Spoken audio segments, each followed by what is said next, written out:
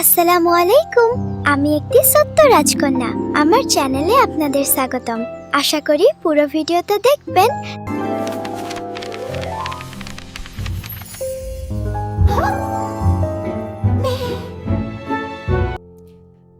এক সময়কার কথা। এক ছোট্ট গ্রামে থাকতো মা ও তার ছেলে রায়ান। ওদের ঘরে অভাব লেগেই থাকতো।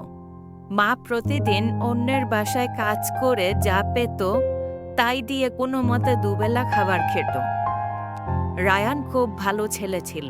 মা যতই কষ্ট করুক সে কখনো অভিযোগ করত না। শুধু একটাই স্বপ্ন ছিল তার, মায়ের মুখে এক টুকরো হাসি ফেরাবে। একদিন সকালে মা বলল, বাবা, আজ কিছুই নেই রান্না করার মতো। তুমি জঙ্গলে গিয়ে কিছু কাঠ নিয়ে আসবে, আমি চেষ্টা করি কিছু ব্যবস্থা করার। রায়ান বনপথে হাঁটতে হাঁটতে হঠাৎ দেখলো এক বুড়ো লোক একটা গাছতলায় বসে কাঁপছে। তার পায়ে জুতো নেই, গায়ে ছেঁড়া কাপড়। রায়ান বলল, দাদু, আপনি কাঁপছেন? আসুন, আমার গা থেকে চাদরটা নিয়ে নিন। বুড়ো লোকটি অবাক হয়ে বলল, তুমি তো নিজেই গরিব, তবুও সাহায্য করছো? রায়ান হেসে বলল, আমরা গরিব হতে পারি, কিন্তু মন ছোট না।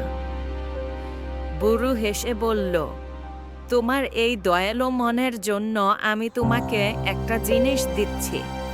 সে একটা ছোট্ট রুটি দিল আর বলল, এটা কিন্তু সাধারণ রুটি নয়, এটা জাদুর রুটি।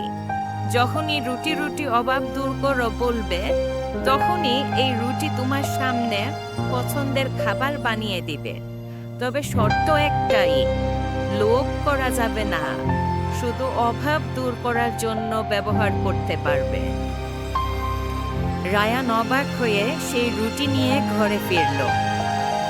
মা কিছু বলার আগেই সে মন্ত্রটা বলল, রুটি রুটি অভাব দূর করো। অমনি রুটির উপর এক থালা ভাত, ডাল, আলুর দম আর রসগোল্লা হাজির। মা অবাক, চোখে পানি এসে গেল তার। সেদিন থেকে ওদের আর অভাব রইল না। যতটুকু দরকার রায়ান রুটির কাছে চাইতো, আর মা ছেলে একসাথে খেত। একদিন পাড়ার লোভী ব্যবসায়ী জামাল কাকু জানতে পারল এই রুটির কথা। সে রাতের আধারে এসে রুটিটা চুরি করে নিল। সে ঘরে নিয়ে বলল, রুটি রুটি আমাকে রাজা বানাও, রুটি রুটি 100 কেজি সোনা দাও, রুটি রুটি 20 থালা বিরিয়ানি চাই। কিন্তু কিছুই এলো না, বরং রুটি গরম হয়ে কাঁপতে লাগলো। হঠাৎ এক বিকট শব্দে রুটি আকাশে উড়ে গিয়ে অদৃশ্য হয়ে গেল। পরদিন রায়ান বনপথে হাঁটতে গিয়ে সেই বুড়ো লোক আবার পেল। সব খুলে বলল তাকে। বুড়ো মুচকি হেসে বলল, লোভী লোকেরা জাদুর রুটির যোগ্য নয়, কিন্তু তুমি হৃদয়বান, তাই আবার রুটিটা তোমাকে দিচ্ছি। মনে রেখো, ভাগ করে খাওয়া, ভালোবাসা আর সততা, এই 3টা জিনিসই সত্যিকারের জাদু। রায়ান ঘরে ফিরে মায়ের সাথে মিলে শুধু খায় না, বরং প্রতিবেশীদেরও রুটি জাদুতে সাহায্য করতে থাকে। ধীরে ধীরে সেই ছোট্ট অভাবী ঘরটি হয়ে ওঠে ভালোবাসা ও আনন্দে ভরা এক সত্যিকারের রাজপ্রাসাদ। এই গল্প থেকে আমরা শিখতে পারলাম, লোভ নয়, ভালোবাসা ও দয়া, এটাই আসল জাদু।